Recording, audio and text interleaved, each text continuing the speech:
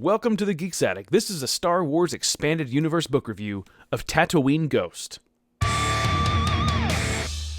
Star Wars Tatooine Ghost was written by best-selling author Troy Denning. This tale takes place in the New Republic era in the Expanded Universe, 8 years after the Battle of Yavin.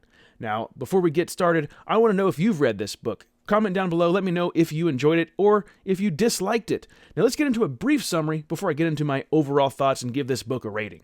The Killik Twilight is one of the last known famous Alderaanian moss pieces. It's an art piece. It's on its way to auction. The Killik Twilight isn't just a unique, magnificent piece of art, but it serves as an important role in the New Republic. It actually contains a hidden spy communications device. Han and Leia disguise themselves to attend the auction being held on Tatooine to get the Killik Twilight back into the Republic hands. An Imperial Star Destroyer named Chimera shows up, sending a squad of Imperials to the auction to get the artwork for their admiral, who really loves art. The auction gets explosive when the art piece is taken by a familiar name from the Star Wars history, Kitster. Remember him from Episode 1? He was Anakin's little friend. Now, Leia and Han race against the Empire to recover the art. Along their journey on Tatooine, Leia discovers much about her family history, and the story brings in characters from across the timeline in a unique way, teaching Leia many lessons. Now, as I get into my overall thoughts, be sure to hit that thumbs up or that thumbs down, whichever you prefer. This story has many ups and downs. I liked it, I disliked it, yet, for me, at the end, the positive outweighed the negative. I could see why a lot of folks dislike this story, as it leans heavily on the Phantom Menace and Attack of the Clones. The plot was pretty straightforward. Get the painting. However, events unfold in a way that relied heavily on Leia's viewing of this video journal that belonged to Shmi.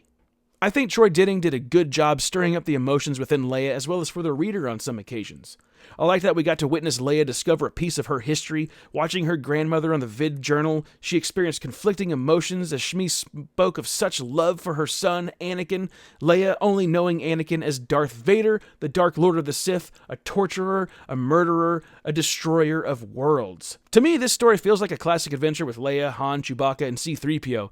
It's got some really cheesy moments though, but it does have some wonderful character interaction and references to other things that took place within the expanded universe, and one of my favorites being a mention of something that happened in Outbound Flight. I think the flashbacks of the journal scenes were my favorite parts of the story. Overall, I enjoyed this book, and like I said earlier, I can understand why some folks dislike it.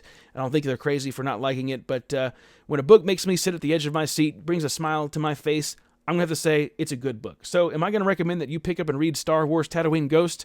Yes. I think this would be a fun one to read immediately after watching the prequels. So for the rating, I am going to give this book a B. And that does it for this review. Remember, hit that subscribe button so you'll be notified when I post other videos.